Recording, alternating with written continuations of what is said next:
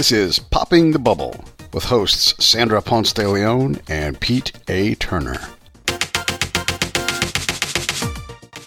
I'm Matt Quinn, one of the co-founders of Starfish Mission. I manage the community here.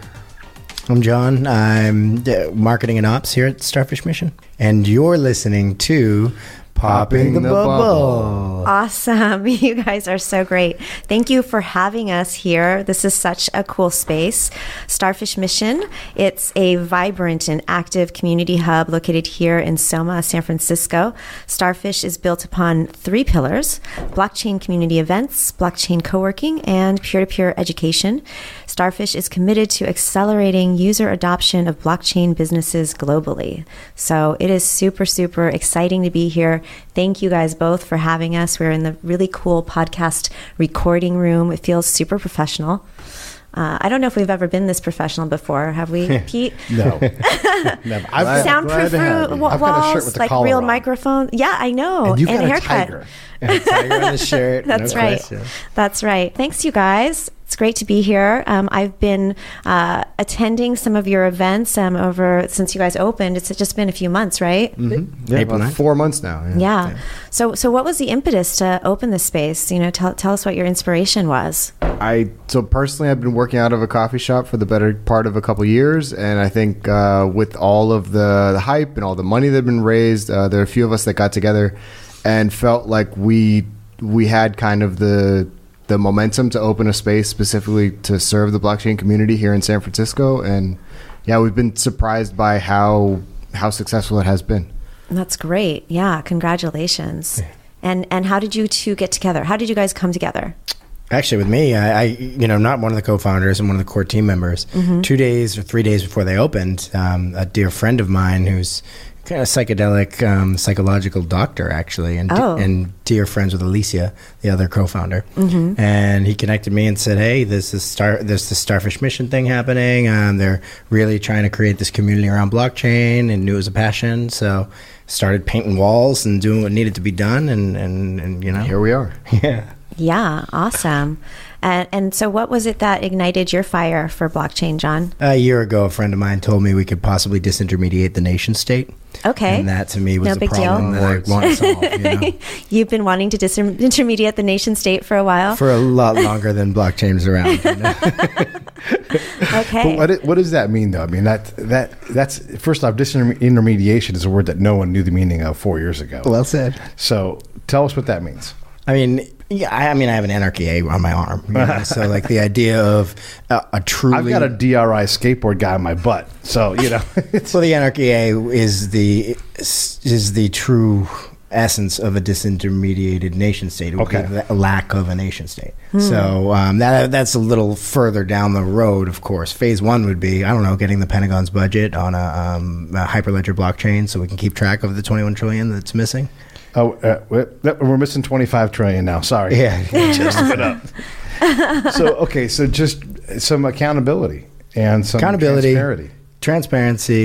I said transparency, by the way. I don't know what that even is. You like to make up words all the time. Transparency, yes. Sorry. What do you think disintermediation is, Matt? Because So I don't like words that start with things that they're not. I don't think it helps us to define what they should be. But I do see like a bit of like a burning down the establishment that we know and that everyone sees problems with. I don't know what comes after it, but I think disintermediation means like a world that doesn't have the same organizations that we have today or the same social structures.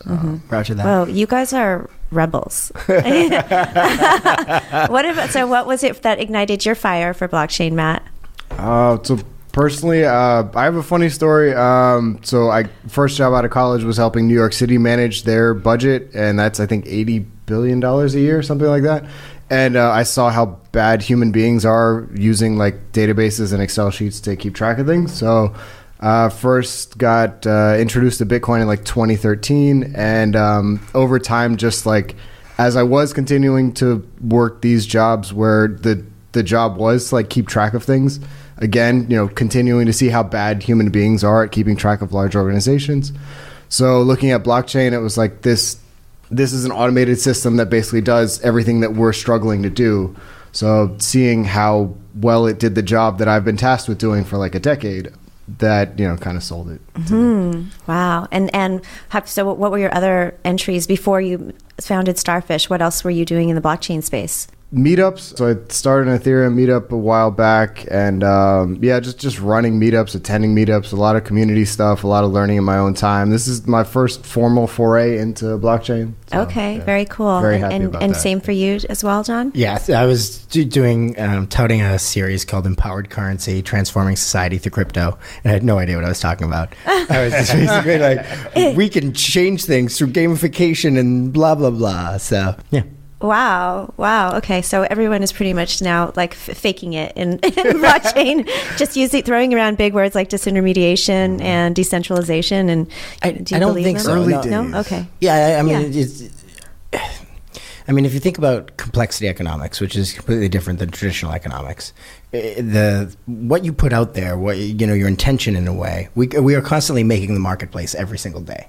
So the idea in crypto, because we have a new indicator of success, we could potentially change all social systems. It's not faking it till we're making it. It's a little bit of chaos in a very structured and rigid and broken system that currently exists today. You must have a follow-up to that. Yeah, well, no, I was actually formulating a question because it is a big thing.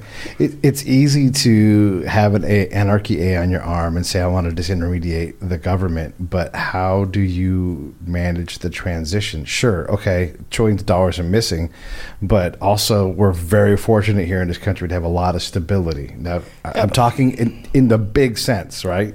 But I respect that. Matt, don't group us both together, because I'm more radical than Matt. Sure. Matt is a much more middle of the road gentleman and tempers my perspective. I appreciate that. Thank you. So, and this is a little off the rails, right? Yeah. But I'd say blockchain can add real value to people's lives, like money to the homeless through product development laboratories that are, that are blockchain based to develop products and services that are better than today's current crypto products. If in 2 to 4 years, blockchain really does lead to municipalities like Ben Bartlett's municipality in Berkeley. Right. If you're creating a localized currency that's backed by municipal debt, and you're making the lives of your constituents better, right, and you don't run for office maybe for 4 years or so until the technology gets running and we handle our business. Yeah. Then 2022 and 2024 and 2028, we can come and we could take it over, if you know what I'm saying. yeah, So I got you. Wow. Yeah. So coming and taking it over. Okay, let me back up. The things you said about developing aid for the homeless and all these things, all noble things, but all things that are done right now, and they aren't done on a blockchain. So this is like the audience is asking this question, like, hey, I actually run a kitchen and we feed people all the time. You're telling me no, I'm not doing it good? So what is blockchain going to deliver that it can't be done now? I think a lot of ways I think we're trying to speak in certainties, but I think a lot of the promise that blockchain holds today is just the ability to do things differently. And are they better? Or are they worse? But we don't know. But they're different. And I think a lot of the problems we have today could be traced to like us just doing things the same way for a really long time. That's like the only way. I think it's easy to rail against the establishment and the way things are because that's the way they are. All we see as problems. In terms of how things could be different with a blockchain, it's an automated system. Like what you put in, you're going to get it out. There's no human being pulling the strings with, say, Bitcoin. And I think that that certainty that we can create these structures that will always operate as intended without human influence, I think that is the thing that could pose promise. But again, I don't know exactly how they will be different or what they will be, but it just presents an alternative to the way things are today. I suppose there's a lot of human influence. Like the CBO is supposed to be nonpartisan, but everybody gets mad at it because it's partisan. Yeah, From every other angle. So in theory, you could have a blockchain simulation that runs and kicks out, it does 80,000 year sets. Sure. And says, here's the most likely outcome is this dollar amount. Yeah. And you don't have someone that's like, I hate Donald Trump, shaking in his boots and, getting all mad. And then someone saying, I love Donald Trump, and then fudging the numbers the other way. Yeah. I can see that being the case. And isn't there also an inherent efficiency? Because some of the tasks that have to be done by a human are now automated and can't be influenced by a human negatively in that specific process, and also don't require someone to sit there and I got to pay you $12 an hour or $15 or $100,000 a year. Or tallying votes. Yeah, right. Or tallying votes. Yeah, we don't have to ask Jeb Bush whether his brother won or not. Right. We can instead ensure they're, check the... and also, you don't have to handle ballots and have Chads get knocked off. And back. We don't know if they didn't quite puncture the paper all the way through. Sure. Yeah, well, that'll be a major, major improvement when we can move to our voting system to the blockchain. When is that going to happen? A long time. Is it West Virginia that started a pilot program with ballots for troops overseas? Have you seen that? Really not sure. I haven't seen that. Oh, that's so, really cool. so they're starting with military people because they'll be in a secure area. They have more information on them. You know what I mean? And then once those pilot projects launch, the potential for 2020 election to hit like the traditional population could be a legitimate upgrade in our current voting system. Yeah, I struggle with any sort of projections into the future about utility. I want to go back to a point, Pete, that you said about efficiency. I think if you look at, say, like an R&D lab, like there's a lot of inefficient things that happen in research and development. Just, there's an argument a lot of corporations have to make even to put money into R&D because of its inefficiency. And I think that's where we are with blockchain today. I think if you look at it on the whole, like the amount of energy that's expended or the amount of man hours put into developing these things, like it's very, very inefficient. But again, keeping with that same analogy, when those things are figured out and you can scale it up a million times over, then we have a lot of efficiencies. And I think it's a lot of, the questions of that translation of how do you move from the lab to real life that'll dictate, when voting systems are governed on blockchains and things like that. Yeah, I guess it's been super exciting. I love all of these conversations that we're having with blockchain folks because I think that one common theme across all of our guests is this kind of hopeless optimism and about what blockchain can deliver. But it feels, I was a teenager, but back in the early days of the internet and the first .com boom here in San Francisco, that same optimism and excitement for what the technology can actualize is super palpable. So I'd love to talk about like Starfish, the community here, and we just talked to Ali from Lumios, and super exciting about what he's building. What a great idea! Can you talk about some of the other companies that are here and that are part of the community, and maybe pick out some of your favorites, or maybe don't call them your favorites, but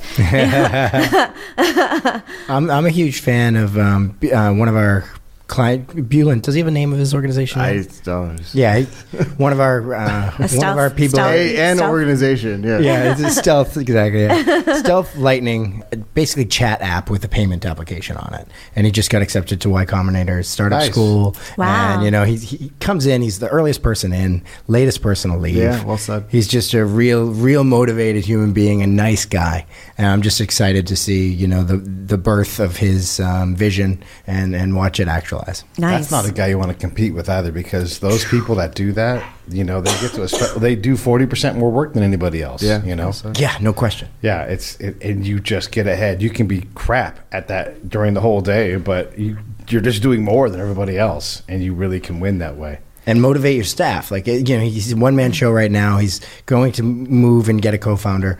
But once you have that level of intensity and drive, it probably wears off on everybody around you. Yeah. I'll flip that question on its head a little bit, because there's something with Starfish that surprised me this whole time. Is we felt like we were starting a co-working space, and there has been a lot of emphasis on like, all right, we got to get people into the co-working space and paying for the co-working space. But I think that the real value that we've stumbled upon is people that come in that are not renting space. So people that come for events, or people that come to our peer-to-peer education sessions, and like that is where I see the real magic happening. I think that there's a big element of randomness of just kind of like smashing atoms against each other that you don't quite get with renting office space, and that's been surprising for me. I mean, I think we had not really thought that events were, we knew events would be a thing, but we didn't know they would be like the thing that really would define this place. And there's such a hunger for blockchain events right now in San Francisco. And one of the things about our events, to interrupt, is that we're the ICO pitch event. So we've had 78 blockchain events since we opened on April 9th, and Wow. not a single one was an ICO pitch. Really? Yeah, predominantly developer-focused education, some trader information, some investor information, but highly technical and highly informative. Yeah, definitely technical. Yeah, I felt that the last one that I went to. And you've also had some blockchain celebrities come through these doors. Yeah. Talk about that. Like list names or just talk about the experience? I don't want to just start listing names. Okay, don't name drop. Yeah, exactly. No, I mean it's been. I think one of the coolest things about blockchain is that people are approachable. So having a blockchain celebrity in the space doesn't feel all that different from just any other event. I think people are very approachable and people are focused on building things, so they don't have the same air of I guess just separation. I think we're all one community.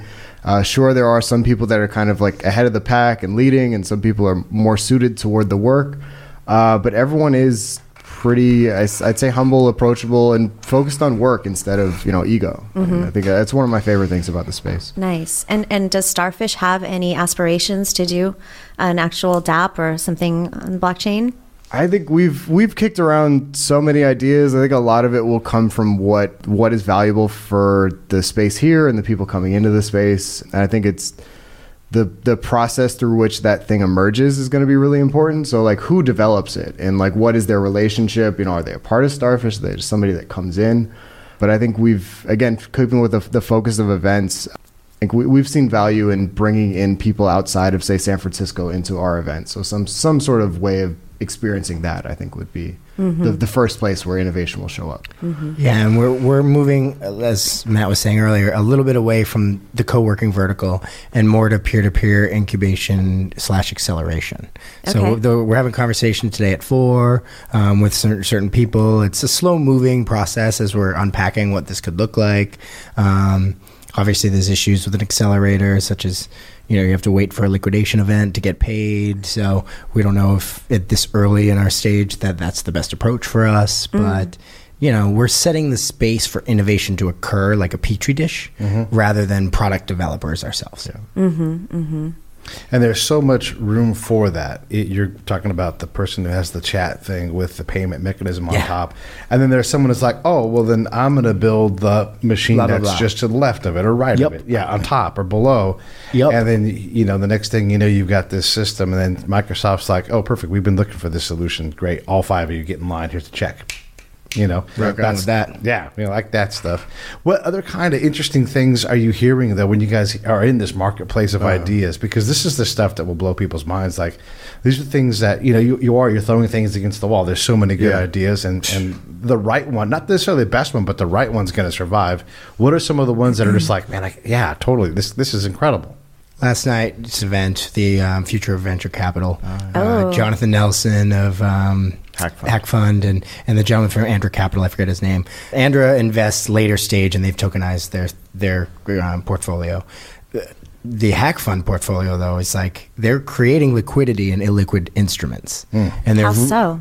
Like what? They're tokenizing their entire fund. Okay. So people they're not worried about, exit strategy. Right. So as Jonathan was talking last night, he can invest in a Argentinian company that may have explosive growth capacity, yet probably won't be acquired by Google or, a large player, where typically the VC players here in the Valley have to, facilitate arrangement in a way with a larger institution. Because he can get in and get out a little bit earlier, he can invest in markets that are currently undertapped. And so, underutilized resources and higher liquidity, it's just a wicked exciting play. Can you say that? Because I'm dumb. Sure.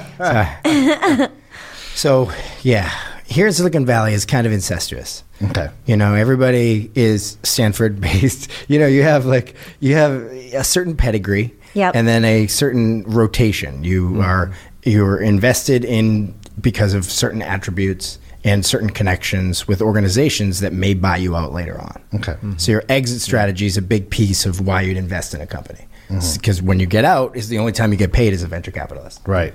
With Jonathan Nelson's fund, he has it where he can get out earlier because it's tokenized. And so he doesn't have to wait for the liquidation event. So therefore he could facilitate innovation. He can seed fund innovation in other jurisdictions. And is that fund also somewhat democratized in itself in that it's available for regular Joe to purchase in? Okay, so you still have to be an accredited investor. Yes, not in the U.S. Okay, got it. Okay. So I think when I guess the thing that makes my eyes glaze over, or my brain kind of stop, is when I see like what maybe disintermediation is the word, or disruption. When you start to see like what the analogous thing between like the MP3 and the CD, or the blog entry in the newspaper, when we see what that starts to look like in blockchain, I don't think anything really comes close today yet. Bitcoin does it a little bit. We had a group come through here called MakerDAO that has a stable coin, which basically removes volatility from the price of cryptocurrency. If I buy $1 worth of this coin today, in 6 months they've done some magic on the back end that somebody takes risks to make that $1 redeemable in 6 months. But they were doing compound interest on Ethereum, and when I look at that, we have intricate banking systems to deliver interest on money. And if you could just do it with a little piece of code that you push out on a blockchain, like, I don't know how many things disappear when more things like that actually work. And I again don't know what that looks like. But hard to comprehend. It is hard to comprehend. It's definitely. Yeah. But it does make sense. I mean, like, at some point someone's going to have a viable crypto like banking system. Yeah, well, I think that's like an essential point. Like at some point, this stuff is actually going to work, and I think that's what everyone is excited about. The financial analysis is largely financial analysis. Yes, it's a little bit different because of the unknown and the volatility of the market. But there's someone who makes a lot of money looking at Fibonacci lines and goes, "Oh, I can make money with this," and then they're just going to trade. Day trade, month trade, whatever trade, and they'll be able to say, "Look, just invest in my index."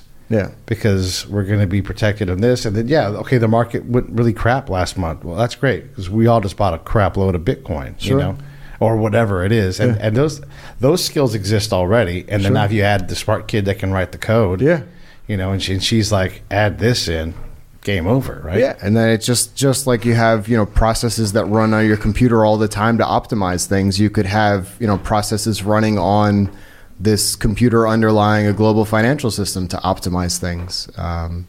And what about job loss? Is there going to be serious job loss? How does artificial intelligence fit into that? Any sort of problem you need solved by brute force, artificial intelligence would be great. So finding like the optimal state of the economy, we probably could do something there. Job loss.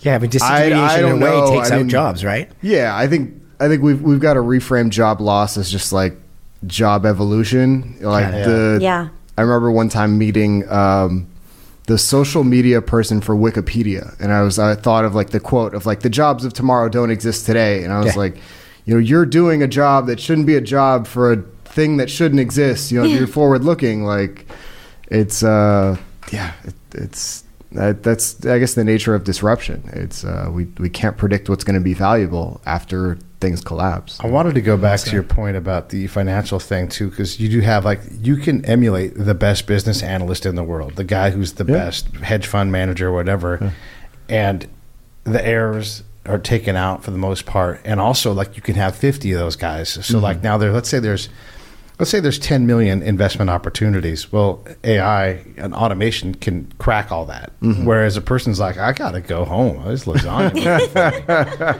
And so the efficiency of just being able to just out crunch the numbers, it's, and then say, hey, the job comes they're like, hey, these things are interesting. We're finding these areas that are underdeveloped. We've not invested in these things, like with biotech. And now that investors are like, oh, wow, we actually can cure cancer if we put $10 million here and then have not only a solution that's good for humanity, potentially, but also something that's worth a lot of money. Whereas before it was like you had to have this big R&D lab. It was super expensive, and it made the pill cost $2,000. That's AI, though. That's not blockchain, right? Right. Yeah. But that it gets moved over pretty quick, though. Someone's like, let's just take this over to the blockchain side. Anyhow. How do you guys see some applications of AI and blockchain that are interesting or exciting to you? I think the data marketplaces have, there's a few, Lumios is a bit of a play on this. Right. Data is the new oil. You have all this user data that's generated every day, and somebody's capturing it, but the idea that people could capture their data that traditionally goes to others and then get paid as that data is used to train certain models, that then the models become really valuable. And there's also projects around like actually licensing out the models. So like if I have a model for who's going to buy my sneakers, I guess it's one step beyond just delivering a statistics, where you actually could feed in like, okay, I've got 2 million people, tell me who's going to buy these sneakers. And like you could, put that against an AI model. And yeah, I don't know how close we are to those things. It gets into details, but yeah. I've seen the possibility, but nothing in production. Right. For like taking maintenance and construction information from utility asset data, or like if you have a large fleet of cars, the updating of. If you have like an enormous amount of data on assets and how they perform, and then you can run predictive analytics up against it. Right. So that could be a good marriage, but I'm not seeing anything like that actually unfolding. I'm just hearing conversations about it. Right. What are some of the other things that are exciting that are happening here at Starfish?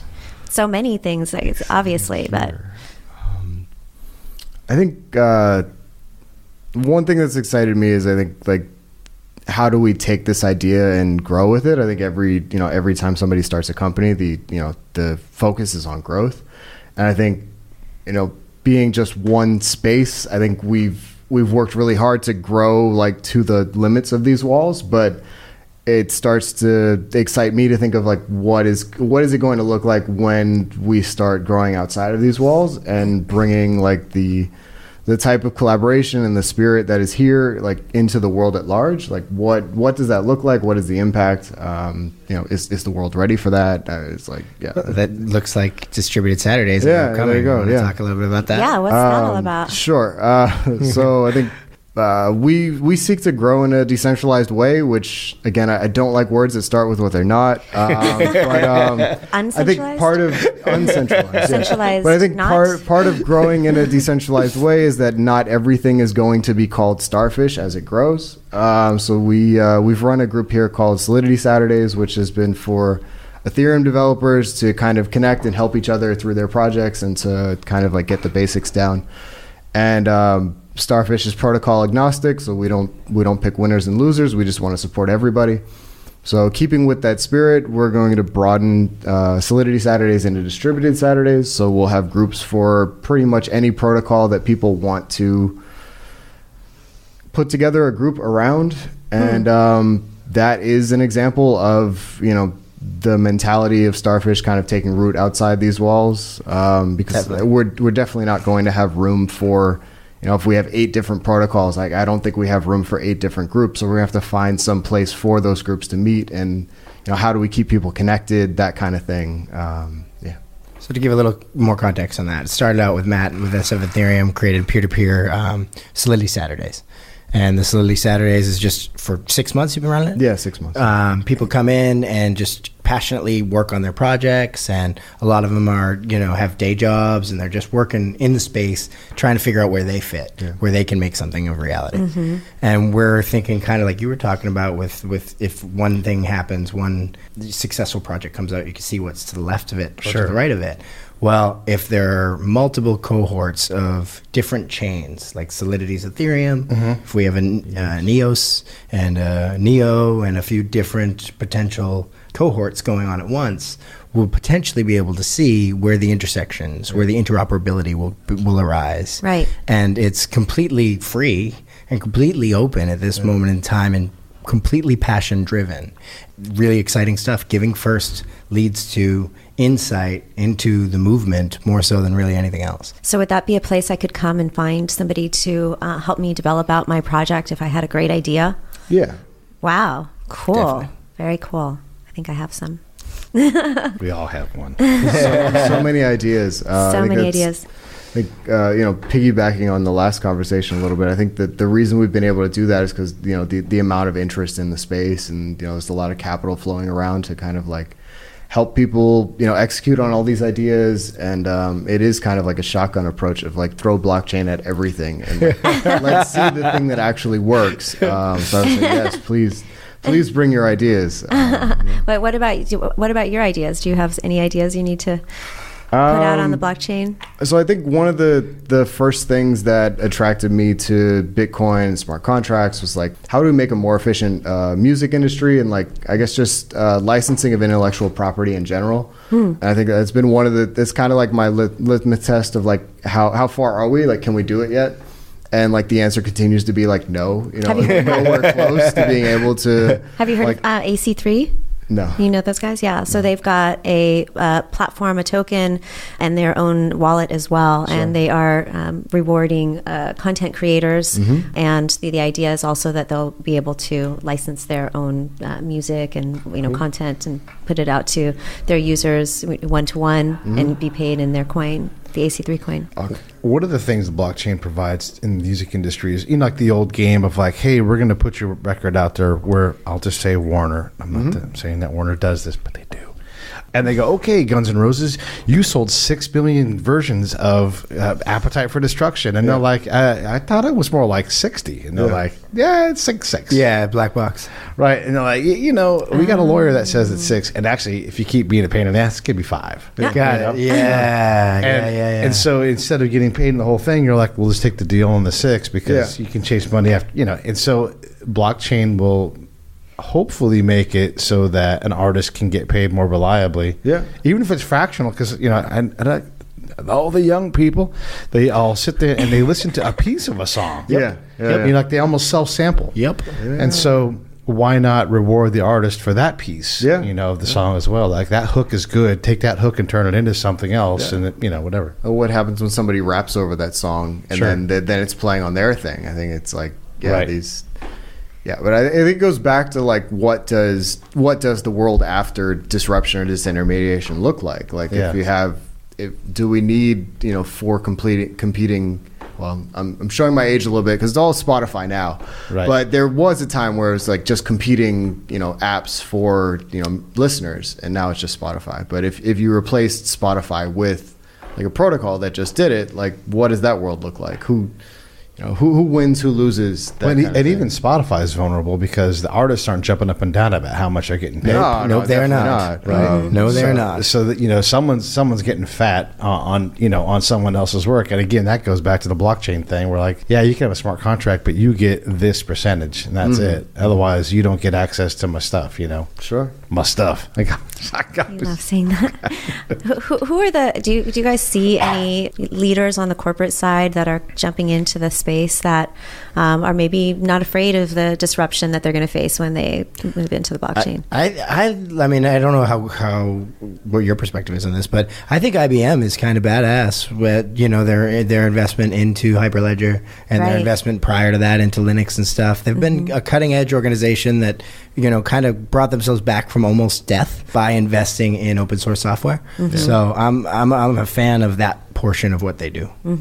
I'm not the guest in the show, but I'm going to answer that question too. I think Microsoft is doing the same thing with Azure. Yeah, because Azure, but they're also creating incentives on Bing, where like if you use their searching, that kind of thing, they're actually giving you value back. And I know that Google's not rewarding me at all for anything. Okay. So I literally can get $100 if you use it over the course of like a year. Interesting.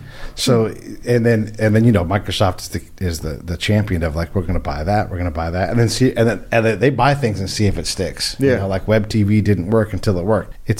There's so many different areas where like you have to have a community to have people thinking of these things. It's incredible. Definitely. Yeah, I think that all the major banks have been big on blockchain. I'm not entirely sure what they're going to do with it. I don't think they're scared of being disrupted. They're definitely hitting it hard as far as development goes and developing that expertise. Automating jobs away. Jon, I know that you're particularly interested in regenerative agriculture and economies. Talk a little bit about that. How you see blockchain impacting that. Pete, you please help monitor me if I'm going off the rails and not speaking regular person speak. You got it. I get really frustrated when we look at economics and we have a lot of pollution that we don't account for as expenses on the balance sheets of every product and service we have. Right. So one of the potential use cases is because distributed ledger technology is verified by third parties. Like, you don't have one company who says, "Oh, this data is great. Look at our greenwashing." You know what I mean? It's like, if you get data directly from the farm, you can have validated information that says ecosystems have been improved by farming techniques.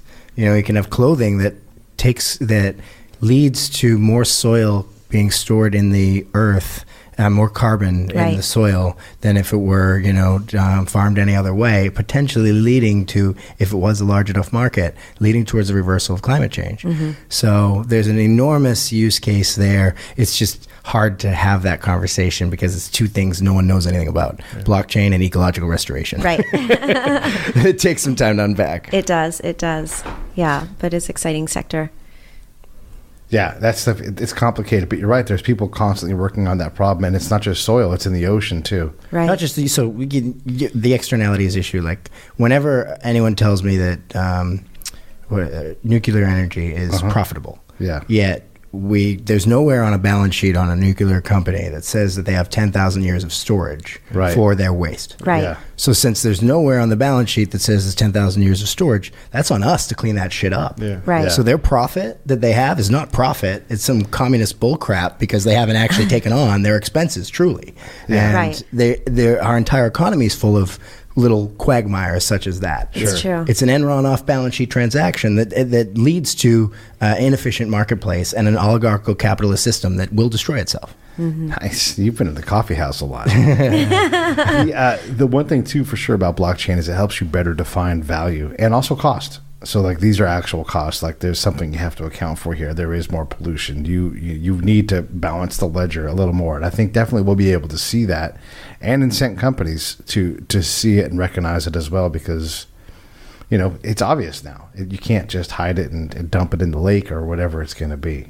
Yeah, I think it can start, like, the eco-elite have been proven to pay for more, pay a higher price point for products and services like Tesla cars and stuff. Mm-hmm. There may be the opportunity for a new regenerative, beyond organic standard for food and clothing. Sure. But it's going to take a little education and a few smart people to kickstart that industry a little bit more than it's already been for. Mm-hmm. It's been around for 30 years. Yeah, the beauty is that there are a lot of people that are focused on the problem and looking at ways to not only create products out of carbon, but creating those marketplaces that incentivize the good behavior you want to see. No question. Yeah. I am sure there is someone listening that is shaking their fist about mining right now. Like, they get about mining. I see you. I see you out there. Yeah. I see you shaking your fist. I don't know if we have those kind of listeners. Well said. There has to be somebody that's read an article where we're talking about ecological impact. It's like, but what about all the electricity? Mining? Yeah. You're burning all the electricity, this blockchain Oh, right. thing. Yeah, the Bitcoin mining. Well, that's right. Yeah, that's the right. whole thing. Yeah, mining just other keeps... kinds of mining. My head went to actual mining. Yeah. No, the amount of energy. The amount of energy being used for mining continues to go up every day. I think that's just capitalism. I think that the biggest mining manufacturer shipped like 3 million mining machines this year and is filing an IPO. Which is, again, just, lack of externalities. Right. There's that. And that's interesting that they went the IPO, not ICO route. So they decided to go with the establishment way of raising money. I feel like it's a very important data point. Please read between the lines on that one.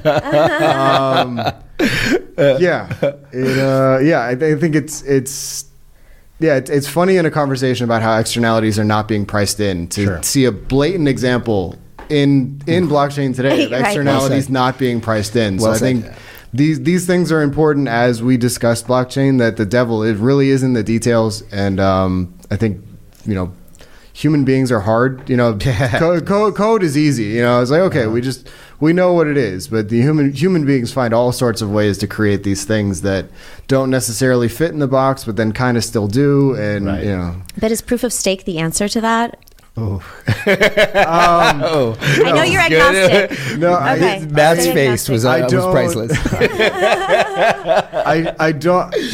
I don't think proof of stake is the answer to the environmental problem. I think the answer to the environmental problem is more accurately pricing externalities into our world. I think proof of stake will be very valuable for so many things, but I don't see it as being the answer to an ecological problem caused by mining. I think that's more of the problem is more of a human problem than a technical problem, and I don't see good things coming from using a technical problem to fix a human problem. Well said. There is the problem. A lot, some of the basic laws that we figured out for a long time really apply to everything that we talk about too. Yes. Like the mining problem. You're talking about thermodynamics, and there's laws. Yes. Yeah. And we haven't figured out how to get around them. Yep. But you can create efficiencies over time, like let's reduce this, let's reduce that, and then possibly that will help give some of that back. Like at Tesla, we don't really know if it's actually better than just running a efficient, carbon powered motor. Yeah, because you've got to go carve down a mountain to build that thing. Yep. It's lithium is really intense. Yeah, super intense. And then what do you do with that lithium battery that's dead? So there's so many costs that we have to, again, these costs that are hard to account for. Damn. Like thermodynamics are just they're tough. There's even a zeroth law. So you can't make it a fourth. We'll make it a zeroth. So that's how hard that stuff is. And getting that figured out, but turning energy into data, into money might be a loop that helps us to possible. I was thinking about in the Tesla example the bird scooters, and I think it really comes down to us as our collective consciousness really accurately stating what is innovative. So I don't the scooters spending a bunch of money to manufacture them and then just dump them on the city and people love them, and I just see us as having to spend more time thinking about what's actually going on instead of just money, great, that. It has to be more than that. The scooter thing is a problem because those things are hard to control, especially in a place that's got train tracks in the road and everything else. You get a lot of weight over that front tire, and you go flying, and the economy of scale is there's a whole lot of bicuspids missing from people's mouths, and concussions. It's real expensive, but right now it's cool, and it's who bears that cost? Right, exactly. Society. Yeah, I guess it just is going to take a mind shift for us to really think about all these new innovations. And I don't think that the economists or the developers are really thinking about what those externalities are in the development. You never know what the true impact is. And is it just going to take all of us collectively thinking, okay, what is the impact of this innovation, or what is the impact of this blockchain technology? And I should be paying my fair share for the externality that I'm creating. And how do we get there? Well, IoT devices that are capturing more data in supply chains, and we have the potential to reinstate these expenses through empowering consumers with information. Right. But it's not developed yet. This is just it's conceptual at the moment. Yeah. So here's my big question I always ask: so as we immerse in dispersion, what about the existing power systems that don't like that? That come back. Well, that comes back to the disintermediation of the nation state. Yeah, exactly. Yes, it does. I'd question what is it about it that they don't like? And they have power, and they're going to lose it outside of their control. Nothing likes that. Nature doesn't like that. I guess to unpack the question, what is the thing that makes them lose their power? Because I'm not quite of the mind that anything in the world today is challenging incumbent power structures. That's nice. I've seen things that may have the potential to, but really when you boil it down, there's nothing on the table right now that's actually posing a challenge, and that's why you see leaders of the world and the 1% of the 1% just living carelessly, because I don't think they really have much to worry about right now. Feel free to pose the other side of that. Yeah, I appreciate your rhetoric. I think it's very unifying.